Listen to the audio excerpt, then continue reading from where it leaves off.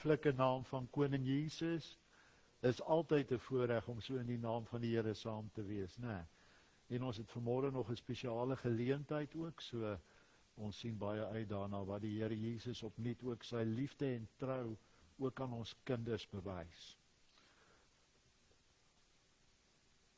Ons begin, ons voortsetting, maar ook ons volëinding is in die naam van die Here wat hemel en aarde geskape het, wat trou bly tot in alle ewigheid en nooit, maar nooit laat vaar die werke van sy hande nie. Amen. Liewe gemeente, genade, barmhartigheid en vrede word aan elkeen geskenk van God ons Vader en ons Here Jesus Christus deur die kragtige werking van die Heilige Gees. Wat 'n voorreg om hier saam te wees, soos ons gesê het, en ons is nou baie bevoorreg om ook 'n doopgeleentheid te beleef, so ek gaan oorgee aan Dominee Andrei daarvoor. Baie dankie.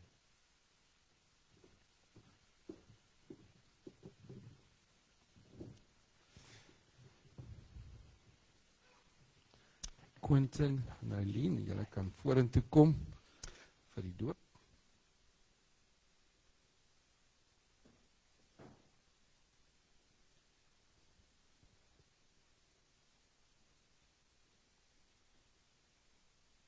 Staan so nie so.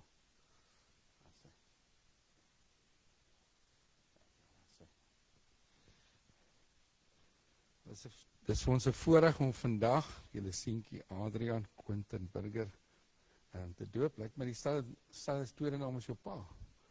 As jy daar sê, wonderlik. Dis 'n voorreg om die babatjie te doop en by ACK North Shore akkommodeer ons en bedien ons altyd die verbonds en die gelowige doop volgens mense se eie persoonlike keuse en want ons het mense van verskeie kerklike agtergronde hier en ek dink wat belangrik is dat ons nie noodwendig fokus op die metode van die doop nie, maar die bedoeling van die doop. Miskien moet as ons begin praat oor wat is die doop, moet ons ook net eers begin om te sê wat die doop nie is nie, want mense het baie keer 'n mispersepsie van wat die doop is. Nou wat is die doop nie?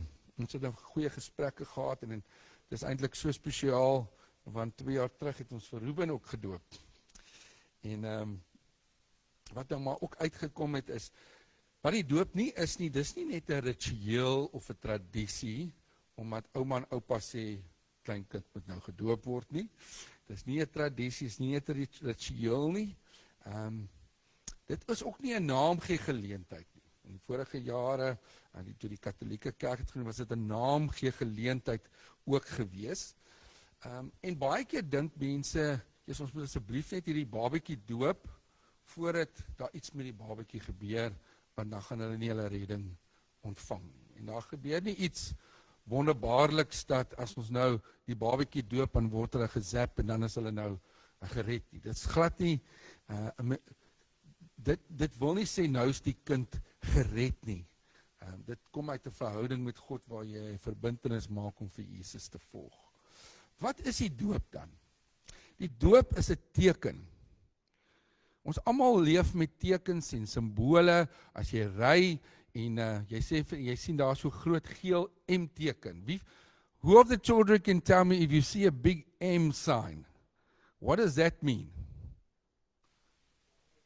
Burger King, hè? What does it mean? McDonald's, yes. En dan sal die kinders vir jou sê, daar's mos nou lekker goed daar. En as jy die rugby gekyk het en jy skree vir die New Zealand span, en as jy daai kiwi, daai silver fern sien, dan dink jy aan die All Blacks. En as jy vir die bokke skree en jy sien die bokkie, dan weet jy, dis die bokke, dis die wêreldkampioene. Maar ja, ons leef die heeltyd met tekens en dis hoekom die doop is 'n simbool en is 'n teken wat die Here vir ons kom gee. Wat is dit? Wat is die bedoeling daarvan? Dis om die verhouding tussen God en ons uit te beeld. Net soos, onthou jy, toe hy jou gevra het om te trou, en jy het vlinders gehad, en sy het aan jou hand gevat, en jy het gevoel of er 5000 vols deurgaan, en nou gaan julle trou, en julle het 'n verhouding, man, nou gaan julle saam wees, daai verhouding, en die rykdom wat daai verhouding bring, en die kinders, en die vreugde. Die doop is 'n simbool van die verhouding wat God met ons wil hê. En ja, jy kry verskillende doop, jy kry die doop, die groot doop, dan is dit in sekere kerk kringe is dit om jou commitment aan God, as jy vir God ja sê. En die doop wat ons vandag vier, die verbondsdoop, is eintlik om te fokus op die rol wat God speel, om uit te reik na die babatjie toe, na Adrian toe. Want jy sien, daar's verskillende mense wat betrokke is by die doop. Daar's Adrian wat gedoop gaan word, en daar's die ouers, en dan sal die geestelike familie, en God self wat 'n rol speel. Nou die rol wat God speel, is, sê gou vir my, hoe oud is Adrian nou? 4 weke, 5 weke, ok, slaap julle al deur, of? Dit is altyd moeilik, nee. Ja, ek en my vrou het altyd gesê, daai fight stel nie. Nee, en dit is altyd moeilik, maar hy sal seker reg om sy eie klere aan te trek, en goed, of? Ja, maar nie nou al nie, nee. Ja. So hy kan nie eintlik veel doen nie, julle moet alles doen. Nou, dis wat die doop wys. Is niks wat hy doen, gaan hierdie verhouding kan verseker nie. Dis alles genade. Wat is genade? Onverdiende goedheid van God. Dat God kyk na Adrian, en hy sê, ek's lief vir jou. Hy neem initiatief om uit te reik na hom toe, te sê, ek wil 'n verhouding met jou hê. Die water van die doop is 'n teken van die bloed van Jesus, wat aan die kruis gesterf het vir sy sonde, sodat hy 'n verhouding met God kan hê. Dan is daar julle as ouers, julle sy fisiese ouers. En julle staan hier vandag, en julle die rol en die verantwoordelikheid om hom vir Adrian te leer van Jesus, en volgens sy wil groot te maak, sodat hy ook eendag vir Jesus kan aanneem.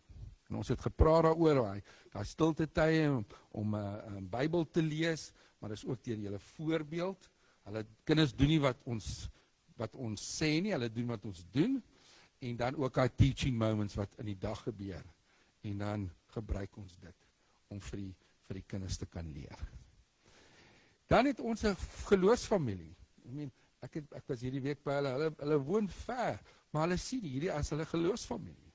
En hulle is ook deel van die geloofsfamilie om die Here te kom aanbid, maar ook 'n familie te wees wat saam kuier, en ander families wat kinders het, en so ja, dis 'n voorreg om deel van 'n geloofsfamilie te wees, maar ons as geloofsfamilie deel in die verantwoordelikheid om vir hulle te leer van Jesus, en saam met hulle disippelskap pad te volg, maar ook om daar by die kinderkerk vir Adrian te leer van Jesus. So nou leer ons by die sonnaskool en by die huis, en dis die hele gedagte dat Adrian eendag groot word, en hy het geleer van Jesus, wat hom lief het, wat 'n verhouding met hom wil hê, wat gesterf het sy sondes, en net soos jy het vir hom ja gesê, nee, toe julle trou. Net soos jy vir hom ja gesê het, gaan Adrian eendag, vertrou ons, eendag ja vir Jesus sê, en dat ons die belydenis van geloof, wat die kinders ook aflê dan. En hy reageer, en hy sê, ja, ek wil hierdie verhouding hê, ek wil vir God aanneem in my lewe, en vir Jesus volg. So die doop is 'n goddelike instelling, en God bevestig sy verbond van genade aan sy kinders, en gee ons al die gawes in Jesus, wat ons nodig het, en om te bevestig dat julle die doop vir hierdie rede, en nie uit tradisie, en 'n ander rede doen nie, antwoord asseblief die volgende vraag. Bely julle, dat alhoewel ons kinders die wêreld as sondaars betree, staan hulle steeds onder die oordeel van God, maar kan hulle steeds kinders van God word, en daarom is dit belangrik dat ons hulle kan doop. Glo julle in die Ou en die Nuwe Testament, in die artikels van die Christelike geloof, dat dit die ware leer van verlossing is? Beloof julle om vir Adriaan so groot te maak, so goed as wat julle kan, om hom te leer van Jesus en om Jesus te volg? Wat is julle antwoord hierop? Dan gaan dit my voorreg wees dat ons nou vir Adriaan kan inbring. Die oumas en oupas is hierso. En al die hele familie gaan hier kom staan. Daar is sy. Daar's nou 3 seentjies, né? Wonderlik. Daar is sy.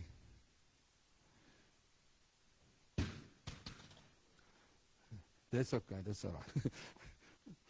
Ons is 'n familiekerk. Geen probleem. Okay, nou kan julle die babatjie vir Adriaan hier toe bring.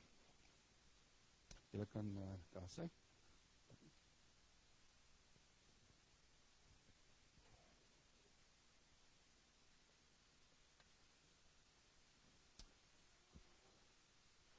Okay, nou voordat ons hom doop, een van die oupas gaan gou vers vir hom. Oupa Kobus. Man, as 'n mens die kind weer in jou hande vashou, dan besef jy dit is 'n wonderwerk van God af om so 'n kind te kan vashou. Dan saam met Psalm 127 vers 3. Kyk, seuns is 'n erfdeel van die Here. Die vrug van die moederskoot is 'n beloning. En dan, as 'n mens weet dat God in beheer is van sy lewe, God het reeds 'n plan met sy lewe. Dan Jeremia 29 vers 11. Want ek weet watter gedagtes ek aangaande julle koester, spreek die Here. Gedagtes van vrede en nie van onheil nie, om julle 'n hoopvolle toekoms te kan gee. En dan, ons weet, sy lewe gaan altyd maanskyn en rose wees nie. Dan die verwonderlike vertroosting uit Jeremia, uit Jesaja 41 vers 10 uit. Moenie bang wees nie, want ek is by jou. Moenie bekommerd wees nie, want ek is jou God. Ek versterk jou, ek help jou, ek hou jou vas met my hand. Baie dankie. Kan julle hierdie kant kom staan? Okay, kom maar een bietjie. Adriaan Quentin Burger, is my voorreg nou om jou te doop in die naam van die Vader en die Seun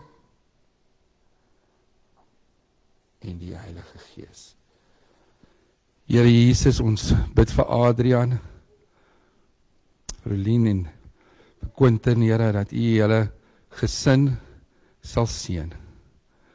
Dat die Heilige Gees in Adriaan se hart sal werk en hom 'n vrede gee wat alle verstand te bowe gaan, laat hy die liefde van Jesus beleef. Ek bid dat hy deur sy ouers, deur sy oupas en oumas sal beleef dat Jesus het hom lief en dat hulle vir hom sal leer van Jesus. Ons bid dat ons as geloofsfamilie ons arms om hulle sal sit en hierdie geestelike pad saam sal stap, om hulle te ondersteun, om hulle te versorg, om hulle op te bou in hulle geloof. En dankie dat ons kan vertrou, dat Adriaan ook eendag dit sy eie sal maak en ja sal sê om vir Jesus te volg. Ons bid U seën oor hom en hulle gesin uit in Jesus naam. Amen. Ons het net 'n sertifikaat en 'n Bybel wat ons vir julle gaan gee.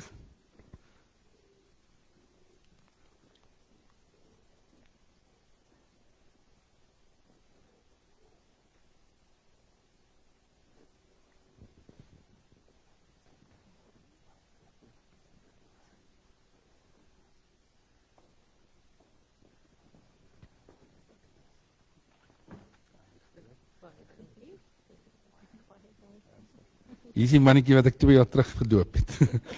Baie geluk. Die kinders kan nou saam uitgaan. Hulle het nou 'n fliek wat hulle kyk en daar's allerlei lekker goed daar, so gaan geniet dit julle. En ek gaan nou oorgee aan Dominee Tini om verder die preek te lei.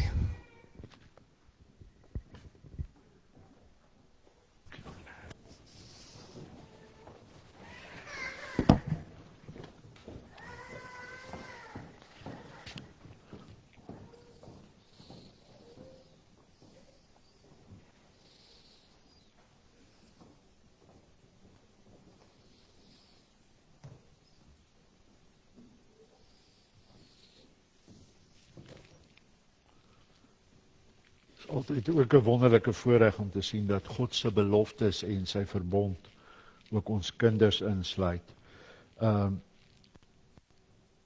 Ek het baie nogal geworstel oor vandag se boodskap en wat gebeur het, ons het so 'n tydjie gelede gepreek oor dat ons die Here en hom alleen verheerlik en dat hy bo alles staan en uit dit het gekom dat dit moenie oor die eie ek gaan nie. En ons het gekyk 'n bietjie net in daardie boodskap na Satan wat teen God opgestaan het en soos God wou wees en toe uit die hemel gewerp is. En toe het ek 'n paar vrae gekry oor die hele gedagte oor wat daar gebeur het en toe dink ek, dis dalk 'n geleentheid dat ons 'n bietjie meer daaroor deel. U sal weet dat ek al baie na Openbaring 12 vers 11 verwys het dat ons Satan deur die bloed van die lam kan oorwin en ons getuienis. En ek wou net agtergrond gee waar die boodskap vandaan kom. En ek het al baie kere verwys na van die beelde uit dit, maar ek het nog nooit Openbaring 12 in diepte met u gedeel nie. Toe voel ek vandag is dalk die geleentheid of die Here my gelei dat ons daarna sal kyk. So kom ons vra net eers die Here se sê. En Hemelse God en Vader, baie dankie dat u liefde en u genade en u trou op soveel maniere aan ons bewys word. Selfs ook, Here, as mense kindertjies na u toe bring, want u het gesê, bring hulle en verhinder hulle nie, en u het die hande op hulle gelê en hulle geseën. Dankie vir hierdie geloofsgemeenskap. Here, dit is so voorreg om aan hierdie geloofsgemeenskap te behoort en ook daaraan deel te hê. Here, ons bid dat u werklik deur u gees en deur u liefde hierdie woord vandag aan ons sal kom oopmaak. Dit is 'n intense, diep gedeelte. En Here, ons bid net vir u wysheid as ons ook daaroor deel. So ons pleit, Here, nou u kosbare bloed oor ons en ons bid dat u vir ons sal seën in Jesus naam. Lord, we just pray that you will through your Holy Spirit just guide us today and open your holy and wonderful precious word to us. In Jesus name. Amen. Revelation 12 from verse 1. Ons doen ook die diens vandag in Engels en Afrikaans, want van ons jonger mense is ook hier in die skoolvakansie. So Openbaring 12 vanaf vers 1 tot 12 en dan ook vers 17. En my tema vir die dag is lewe as oorwinnaars deur die bloed van die lam. Live in victory through the blood of the lamb. Ek gebruik die 2020 vertaling, maar die ou vertaling, ek wou nou nie dit nie, ek weet ons is bietjie by hom verby, maar die ou vertaling praat baie mooi ook dat ons hierdie oorwinning kry deur die bloed van die lam, maar ons sal bietjie daarby uitkom. Openbaring 12 vanaf vers 1, toe het daar 'n indrukwekkende teken in die hemel verskyn, 'n vrou bekleed met die son, met die maan onder haar voete en op haar kop 'n kroon van 12 sterre. Ekskuus, net so 'n onderbrekingkie, u hoef nie te oor al hierdie beelde nie, ons sal dit bietjie mooi verduidelik soos ons net nou aangaan. Sy was swanger en omdat sy in kraam was, het sy van geboortepyn geskree. En 'n ander teken het in die hemel verskyn. Kyk, daar was 'n groot vuurrooi draak met 7 koppe en 10 horings en op sy koppe 7 krone. Sy stert het 1/3 van die hemelse sterre saamgesleep en dit op die aarde neergegooi. Die draak het toe voor die vrou wat op die punt was om geboorte te skenk gaan staan, om sodra sy geboorte skenk, haar kind te verslind. Sy het geboorte geskenk aan 'n manlike kind, bestem om al die nasies met 'n ysterstaf te regeer, en haar kind is weggevoer na God en sy troon. Die vrou het egter in die woestyn ingevlug, na 'n plek wat daar vir haar deur God gereed gemaak is, sodat hulle daar 1260 dae lank kon versorg word. En daar het oorlog uitgebreek in die hemel. Michael, Michael is die aartsengel van oorlog en oorlogvoering, en sy engele het teen die draak oorlog gevoer. Die draak en sy engele het ook oorlog gevoer, maar was nie sterk genoeg nie. Daarom was daar nie meer vir hulle plek in die hemel te vind nie. Die groot draak, die slang van weleer, wat duiwel en Satan genoem word, die verleier van die hele bewoonde wêreld, is toe uitgegooi. Hy is op die aarde neergegooi, en saam met hom ook sy engele.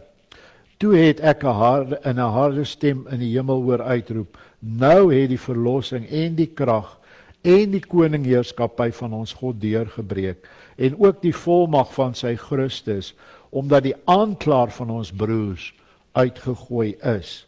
Hy wat hulle dag en nag voor God aangekla het. Hulle, en hierdie is die kernfokus van hierdie gedeelte, hulle het hom oorwin, dis die gelowiges, en het Satan oorwin, op grond van die bloed van die lam, en op grond van hulle getuienis, selfs in die aangesig van die dood, het hulle nie hulle eie lewens lief gehad nie. Daarom juig hemel en diegene wat in die hemel woon, wee julle aarde, o see, want die duiwel het met groot woede na julle neergedaal, omdat hy weet dat hy min tyd oor het. En dan net vers 17, die draak was woedend vir die vrou en het weggegaan om oorlog te voer teen die res van haar nageslag, wat die gebooie van God nakom en vashou aan die getuienis wat Jesus Christus gelewer het. Net tot daartoe. Soos ek net nou gesê het, ek wil baie graag met u deel oor die tema 'n lewe om te lewe as oorwinnaars deur die bloed van die lam. To live victorious through the blood of the lamb. As ons dalk die eerste enetjie daar kan opkry asseblief. Daar is hy. Baie dankie. Die eerste gedagte wat ek graag met u wil deel uit hierdie gedeelte is dat Satan word uit die hemel gewerp. Satan is cast out of heaven. In die tweede plek, en Christus word as mens op aarde gebore, and Christ are born as an human on earth. En dan in die derde plek, nou maak die draak oorlog. Now the dragon makes war, want nou is hy kwaad, en hy's uit die hemel gewerp, en nou fokus hy op die kerk. Net tot daar, baie dankie. Net so 'n bietjie interessantheid, ek weet nie of dit interessant is nie, dit was my bietjie scary toe ek hierdie statistiek sien, in 1993, en dis al baie jare terug, hulle sê die hele fokus van mense het baie verander, veral in die laaste 10 jaar, het hulle 'n opname in die VSA gedoen, onder mense wat sê dat hulle wedergebore is. So they looked just at people that were saying and were committed reborn Christians. Een van die vrae wat hulle gevra het, was, is Satan werklik? Bestaan hy werklik? So one of the questions that was really important, is Satan a reality? Is he real? En dan het hierdie Christene, wedergebore mense gesê, 36% het gesê hy bestaan en hy is 'n daaglikse werklikheid. 18% het gesê hy kan dalk bestaan. They somewhat agreed, according to the statistics. 40% van wedergebore Christene in die VSA 1993 het gesê Satan is maar net 'n simbool van wat boos is en hy bestaan nie werklik nie. 40% were saying that Satan is not real and is just a symbol of what is evil. En 6% het gesê hulle weet nie wat om te glo nie. Eendag het 'n tannie daar in die park gesit en sy het 'n bietjie daar net ontspan en 'n boek gelees en toe loop daar iemand rond en hy skop 'n blikkie rond en hy was vreeslik gefrustreerd. En sy sê vir hom, hoorie maar, wat gaan met jou aan? En wie is jy? Hy sê, ag, weet jy mevrou, ek is die duiwel. Hy sê, en ek is 'n bietjie moedeloos. Sy sê vir hom, nou hoekom? Sy sê, hy sê, weet jy, ek word beskuldig vir alles wat verkeerd gaan in die wêreld en ek is nie eers die oorsaak van alles nie. En nou ja, partykeer gee ons die blaam vir baie dinge op die Satan, maar tog is hy met 'n poging besig om die elke gelowige aan te val. Miskien net so ander enetjie, ou tannie het altyd, sy kon niks negatiefs oor niemand sê nie, en dit was pragtig. En die dominee dog toe hy gaan na die dag uitvang en hy sê, nou tannie, wat sê jy van die duiwel? Sy sê, dominee, wat ek van hom kan sê, hy is nooit lui nie. So ja, sy hou toe maar by haar ding. As ons net die laaste beeldjie weer kan opkry, baie dankie. So ek wil net bietjie met u oor hierdie dinge deel, en kom ons kyk net na die eerste plek as Satan uit die hemel gewerp word, when Satan is cast out of heaven. Vers 3, en soos ek sê, ek gaan vinnig net verduidelik, ons kan baie tyd daarin spandeer, maar ek wil net hê, jy moet verstaan die simboliek, jy moet nie skrik vir Openbaring nie, pragtige boek, wonderlike boek, en die groot boodskap van Openbaring is Christus gaan wen. Dis al wat ons weet, hy is die oorwinnaar. Maar hierdie beeld is, ons sien dat daar 'n vrou is, né? En hierdie vrou, kom ons begin by die ander kant. Ek wil nou nie by die positiewe begin nie. Kom ons begin by die ander kant. Ons sien hierdie groot vierrooi draak, vers 9 verklaar dit en sê hy is die slang, die duiwel, in die Grieks diabolos, Satan, dis al die verskillende name, ons weet wie hy is. Hy het 7 koppe en 10 horings en 7 krone. Nou, dit klink erg, né? As 'n ou regtig so draak moet sien, sal ek baie ver weg hardloop. Maar kom ons kyk net na die simboliek. Wat is in die eerste plek? Die getal 7 in die Bybel speel 'n vreeslike belangrike rol. En hoe kom ons daarby uit 3 plus 4? Ek het al eendag vir u so vinnig daaraan geraak. 3 is die 3-eenheid en 4 is die 4 windrigtings van die wêreld, van die heelal, né? En 3 plus 4 gee vir ons dan die volmaakte getal, die getal 7. En dit is vreeslik belangrik. So hierdie dinge is baie belangrik, want 7 speel 'n vreeslike belangrike rol. En hoe kry ons dit? 3 plus 4 is 7, né? Al die getalle, al die simboliek in die Bybel is daardeur opgemaak. Ons kry 3 maal 4 is, my wiskunde is nie so goed nie, maar ek dink nog steeds dis 12. So 12 is die 12 stamme en die 12 apostels in die Nuwe Testament, né? Ons kry ook 10 wat 'n spesifieke getal is, in die Bybel baie keer genoem word as 'n volmaakte of 'n volheids, dis nie 'n volmaakte, dis die volheidsgetal, en dit is weer 7 plus 3, né? So as ons nou hierdie draak sien, dan sien ons hy's 4 rooi. Die rooi is die simbool van oorlog en geweld. Hy het 7 koppe. Nou skielik dink ek, wow, wat is dit? 7, en onthou by Satan, miskien moet ek dit vinnig net verduidelik voor ons verder gaan. God se getal is 7, né, die volmaakte getal. God die Vader, God die Seun, God die Heilige Gees, so dis 777. Hoekom is Satan se getal 666? Baie eenvoudig. Hy wil soos God wees. Dis hoekom hy uit die hemel gewerp is. Ons gaan net nou kyk daarna. Hy was die volmaakte engel, maar hy wou soos God wees. Miskien kan ek vinnig daaraan raak. Jesaja 14 vers 12 tot 15, Esegiel 28 vers 12 tot 18, Lukas 10 vers 18, oral gedeeltes, vir al daai gedeeltes in die Ou Testament, sê hy was Lucifer. Die naam Lucifer is 'n skrikwekkende naam, as 'n mens in die okkulte betrokke is, of jy help mense met bevryding. Maar Lucifer beteken eintlik die engel van lig. Hy was die engel van die môrester. Die Bybel sê hy was pragtige engel, en hy was baie kragtig. Hy was letterlik, met alle respek, God se 2IB, totdat daar staan hy was volmaak in sy handel, totdat hulle tot hierdie onrus, hierdie onregverdigheid van hom ontdek is, want hy wou soos God wees. En omdat hy soos God wou wees en opstandig geword het teen God, is hy met 1/3, daar staan sy stert het 1/3 van die engele sterre gevat. So hy het 1/3 van die engele saam met hom uit die hemel gevat. Hoeveel engele is daar? Enige iemand wat my kan help? Niemand weet nie, né? Maar die Bybel sê daar's miljoene, miljoene. Nou, iemand was toe nou slim, toe het hulle miljoen gemaal met miljoen. Maar ons kan dit nie so doen nie, hoor. Maar dit beteken daar's baie. Maar 1/3 van daai engele het saam met Satan gegaan en het geval, en is nou gevalle engele wat trawante is van Satan hier op aarde. Hierdie draak het 7 koppe. Hoekom 7? 7 is in die duiwelse sin die volmaakte getal van 'n kop. 'n Kop is wysheid.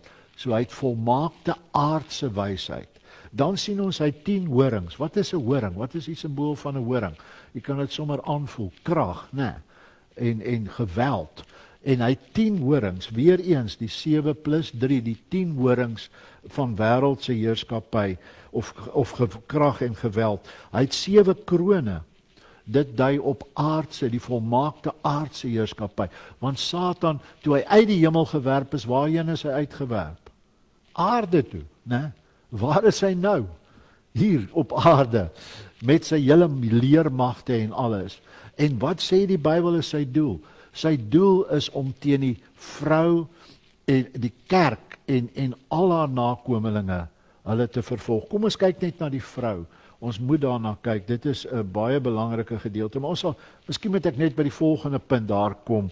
Dan kan ons na die vrou kyk. Kry jy net hierdie beeld?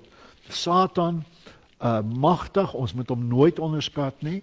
Maar natuurlik is God baie magtiger. Want weet jy, hier is 'n wonderlike ding wat gebeur. Ons sien dat hier wie gooi hom uit die hemel uit? Ek sê dit altyd. Dis nie God nie. Dis nie eers Jesus nie. Nee. Dis Michael. Michael en sy engele het teen Satan en sy engele opgestaan en hulle uit die hemel gewerp. Want hulle het sonde gedoen, hulle het teen God opstandig geword en daarom is hy uit die hemel gewerp. Is interessant in Lukas 10 vers 18. Onthou jy Jesus het 72 op 'n stadium 72 disippels uitgestuur. En hulle het wonderlike goed gedoen en beleef. En hulle kom terug en hulle sê, "Wow, Here, selfs die duiwels onderwerp hulle aan ons." En Jesus so drogies, so in een versie sê hy, "Dis niks. Ek het Satan sien uit die hemel val soos 'n weerligstraal." Nee. Dis ook al interessant, ek weet nie of jy al gesien het, hoe lyk die sataniese S nie? Kies, die groep, hulle is my scary met al die goed op hulle gesigte, maar Kies, jy sal sien, hulle S, die S'e is sulke weerligstraaltjies, né? So die sataniese S is so 'n weerligstraal, op grond van Lukas, waar Jesus gesê het, hy het soos 'n weerligstraal uit die hemel gewerp, né? So, Satan, toe hy besef Christus gaan aan die kruis sterf, was hy al reeds moedeloos. Hy het alles probeer. Hy het probeer om hom te mislei daar in die woestyn. Hy het hom getem. Hy wou hom versoek op elke vlak. Want hy het geweet as Christus aan daai kruis gaan sterf, dan gaan hy verlore wees. Dan gaan hy 'n nekslag toegedien word. Nog groter was die nekslag toe Christus opgestaan het. Want toe het Christus ook die dood oorwin, né? En nou weet Satan, sy tyd is verby. Hy's ontmasker.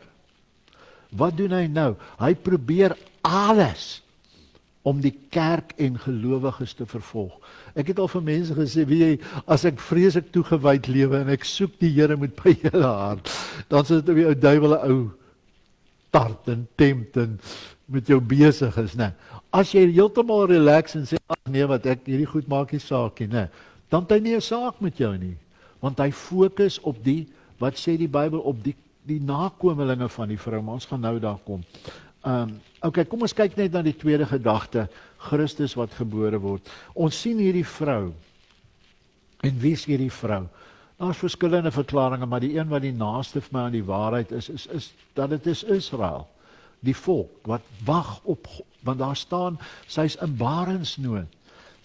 Die hele kerk het vir 300 jaar verwag, vir duisende jare het hulle die Messias verwag, maar tussen die Ou en die Nuwe Testament was daar stilte vir 300 jaar, en in daai tyd was daar 'n afwagting, daar was 'n geestelike atmosfeer van verwagting, dat die Messias sal kom. En dan sien ons hierdie vrou, sy's in barensnood, sy het barenspyne, ons sien sy 12 sterre, 'n kroon van 12 sterre, dis die 12 stamme van Israel. En hierdie hele verwagting is dat die Messias gaan gebore word. Wat besef Satan? As hierdie kindjie gebore word, gaan dis Christus, hy gaan teen haar opstaan. Wat sê die Bybel hier? Wat doen hierdie draak? Hy wag. Hy letterlik wag dat daai kindjie moet gebore word, sodat hy hierdie kind kan vernietig. Wat het gebeur in die werklike realiteit? Ons sien dat toe Jesus gebore word, toe word Herodes beangs, want hy het gehoor, dis 'n koning wat gebore gaan word. En wat het hy gedoen? Iets skrikwekkends. As 'n ou kinders het, of kleinkinders, besef jy, dit moes onmenslik gewees het. Hy het letterlik gegaan in al die kindertjies onder 2. Want hy het uitgevind wanneer die Christus gebore word. En toe het hy die tydsberekeninge gedoen, en toe sê hy, alle kinders onder 2 jaar seentjies moet doodgemaak word. Dit was skrikwekkend. Maar dit is hoe die draak, hoe Satan Christus wou doodmaak. Hy wou hom vernietig voordat hy sy werk op aarde kon begin. Maar dan sien ons, God beskerm die vrou. En hierdie kindjie word gebore, en vers 5 sien ons, hy word as mens op aarde gebore. In vers 10 sê so mooi, God het vir ons nou redding gebring. Die aanklaer, wat ons dag en nag aangekla het, is uit die hemel gewerp. Nee. So die aanklaer is uitgewerp, en nou word daar vir ons 'n kind gebore. Mense, wat 'n voorreg as 'n ou kindjie kan hê, nee. Dit is een van die grootste geskenke uit God se hand. Ons het 7 jaar vir 'n kind gewag. Ons kon nie kinders hê nie. Maar daardie dag toe God uit sy genade dit wel vir ons skenk, was dit 'n enorme geleentheid. Dit was so groot. En weet julle, dit is so pragtig dat God van die kleinste kindjie in sy verbond insluit, in sy verbondsliefde. En dit is iets baie besonders. En daarom is dit so belangrik dat ons as verbondsouers, ons kinders en ons kleinkinders groot maak en vir hulle leer van Jesus. Nou die dag, ek het so 'n bietjie selfbewus gevoel. Want die oudste kleinseun is so rukkie terug, het hy 5 geword en hy skool toe. En toe hy by die skool kom, toe vat oupa hom nou en hy kom by die juffrou, maar ons bly getuig met hom oor Jesus. En hy kyk die juffrou so, hy sê, "This is my oupa. He was in a bomb explosion. My oma prayed and God healed him." En daar loop hy. Ek dog, prys die Here.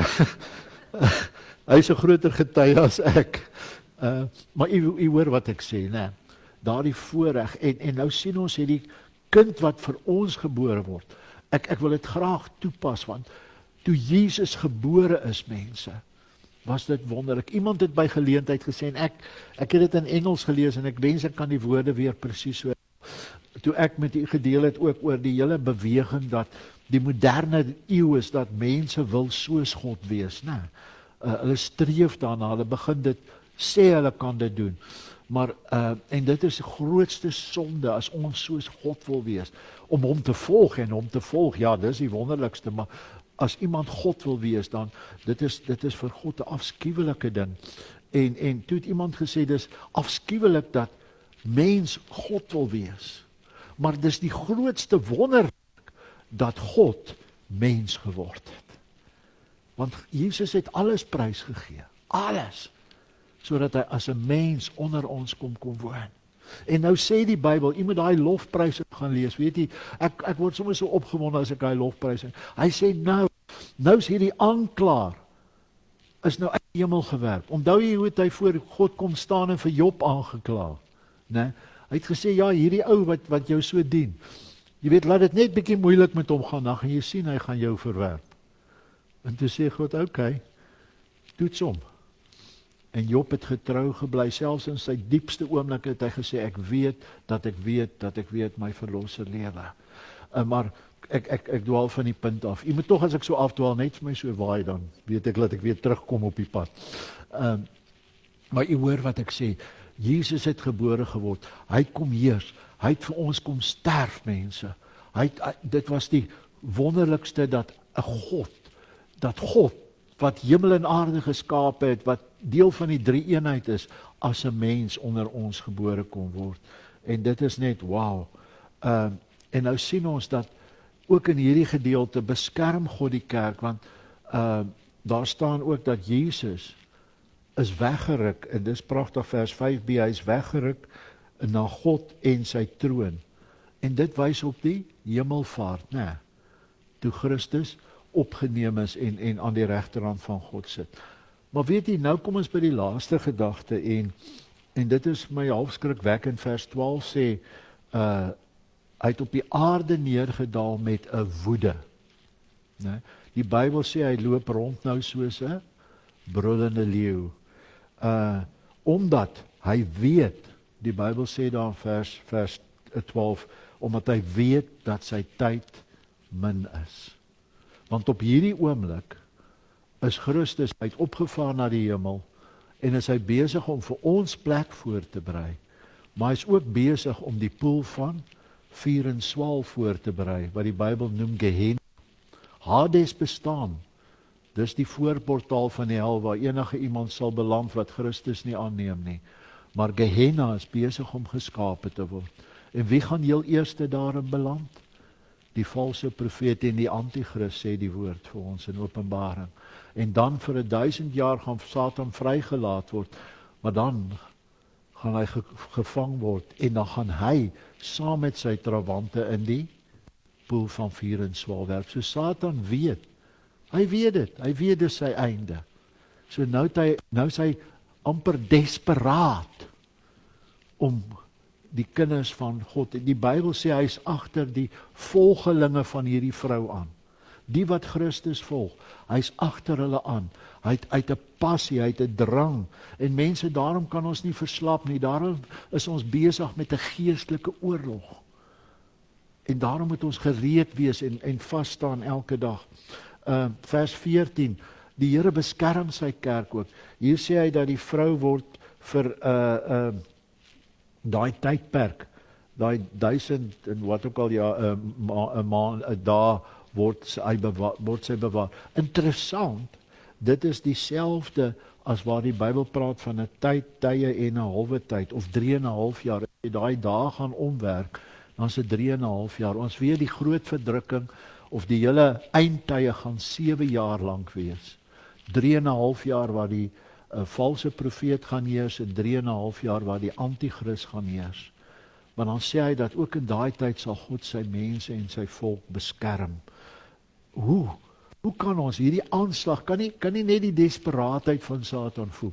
Nou het hy 1/3 van die engele saam met hom. Dan het hy nog sy trawante, en dis die demone. Dis die, ekskuus, ek bedoel dit nie leer, maar dis sulke klein goggetjies wat net chaos maak waar hulle gaan. En hy het 'n hele hiërargie. Jy moenie dink Satan is ongeorde nie. Hy het 'n hele hiërargie.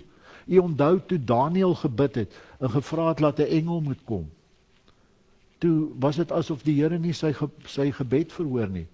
Jy moet tog daai gedeelte gaan lees, baie interessant.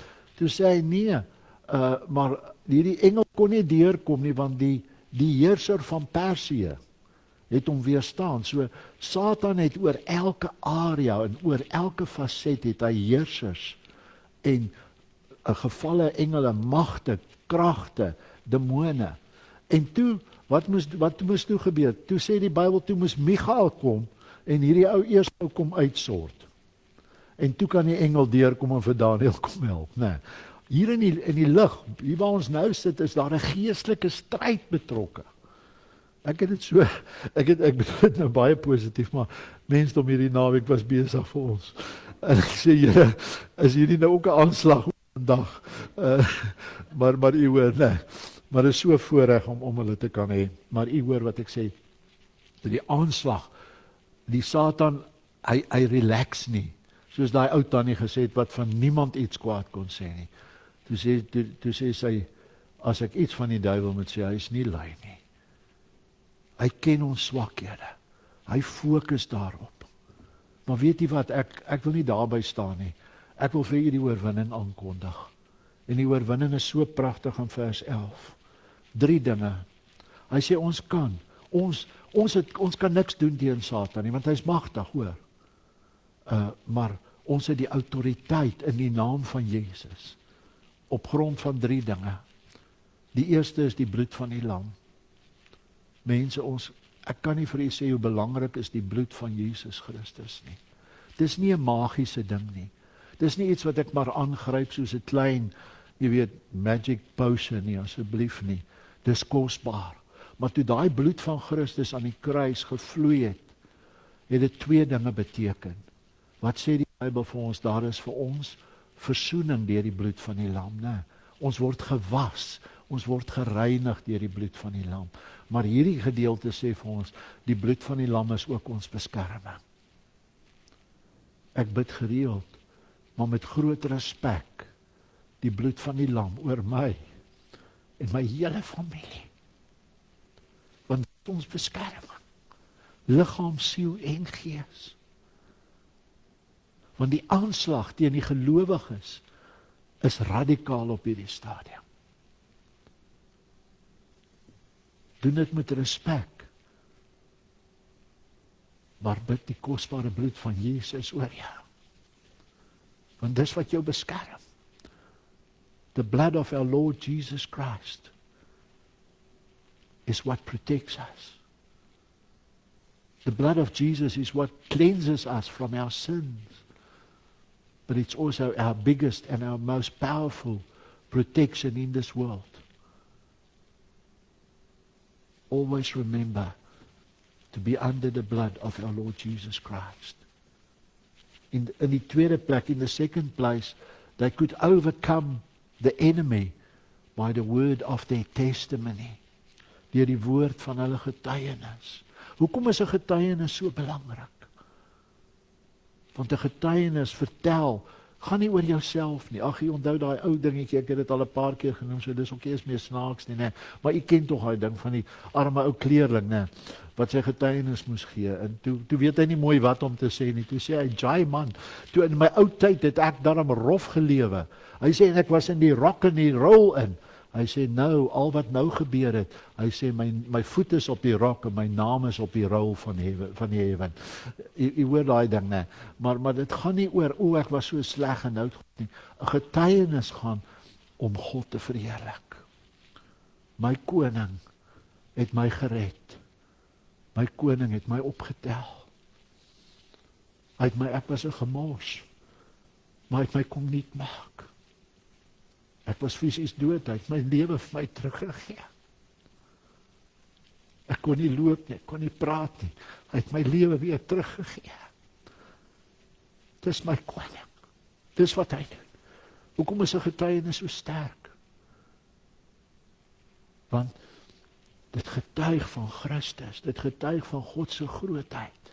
Moenie huiwer om met rustigheid en sonder om dit te forceer met mense te deel wat God in jou lewe gedoen het, nie. Want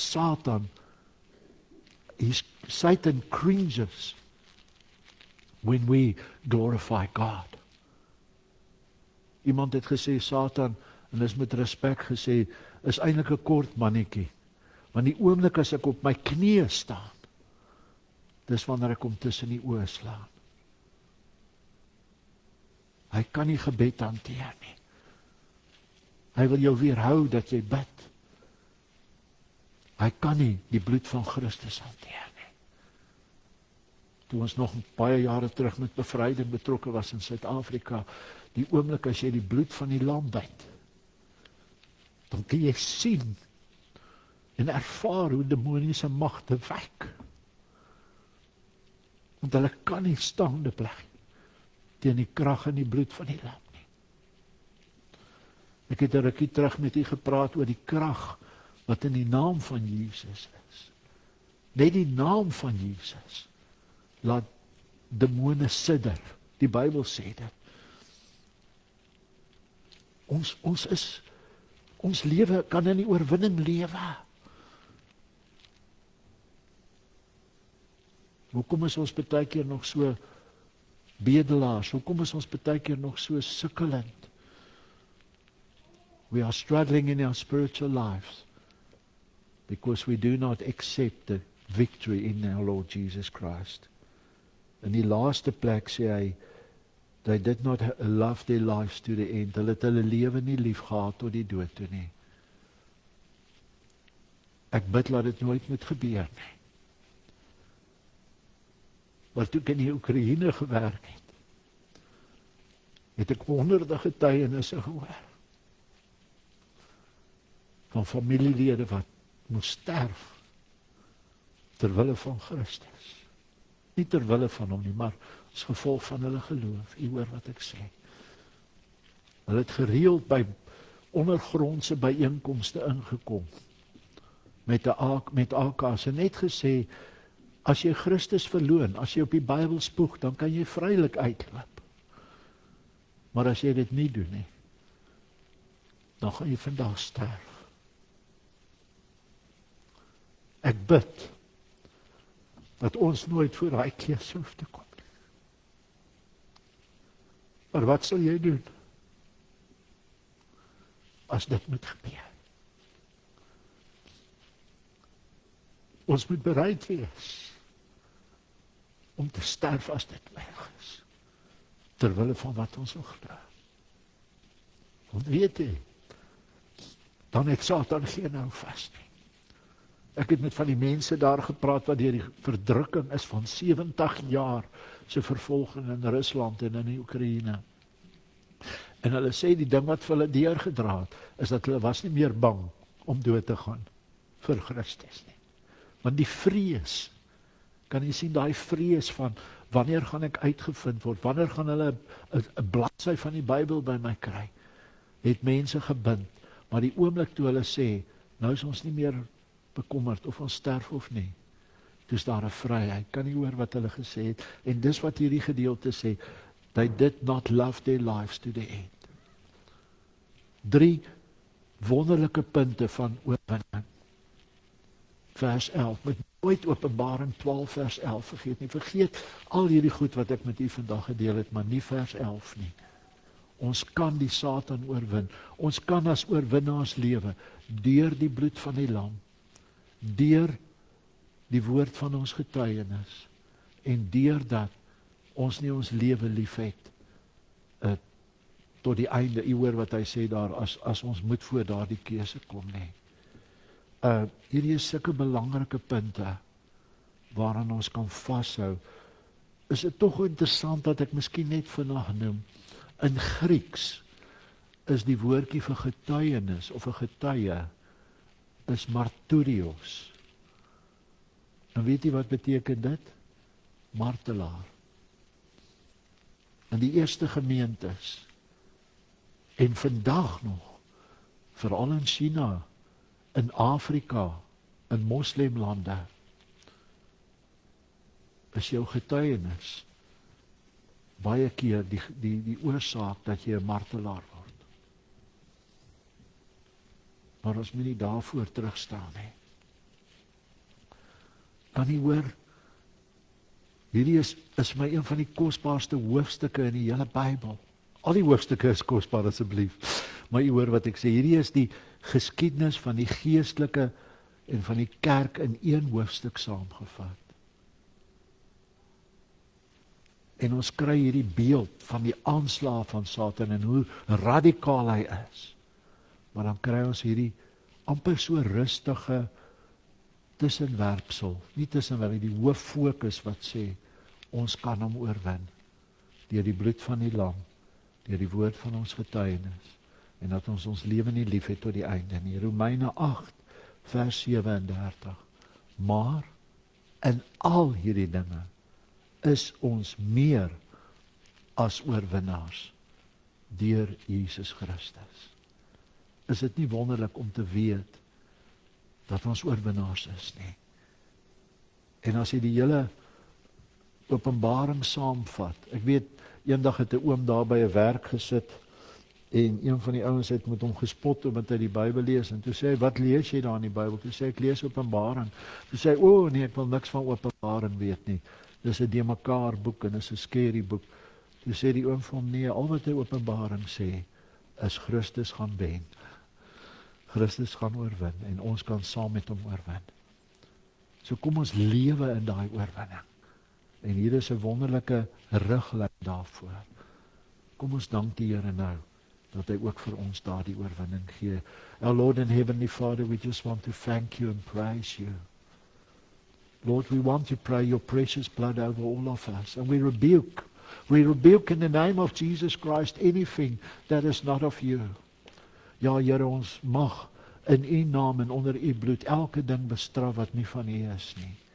Here, en ons bid dat u dit uit ons lewe sal wegneem, wat kan skeiding maak tussen ons en u. Ons dankie vir hierdie baie intense hoofstuk in die Bybel, wat vir ons kom sê dat ons meer as oorwinnaars kan wees, en dat ons in Christus kan lewe. Here, dankie vir die oorwinning in Jesus, dankie vir u liefde, dankie vir u genade, dankie vir u liefde in hierdie gemeente, dankie vir daai kindjie wat vanmôre toegewy is aan en het gedoop is, Here, en 'n deel van die verbond van u. Here, ons bid vir hulle, ons bid vir die ouers en die grootouers, ons bid vir daai kindjie, Here, dat u liefde, u seën so oor hulle sal wees, dat hulle gebless sal word elke dag. Lord, we just pray your wonderful blessings over all of us, because, Lord, we know that when we are washed by the blood of the Lamb, then we are also protected by the blood of the Lamb. Here, ons dankie net vir hierdie saamwees vandag. Ons bid vir elkeen wat u nodig het. Ons bid net, Here, dat u liefde, u genade en u trou oor elkeen sal wees. Amen.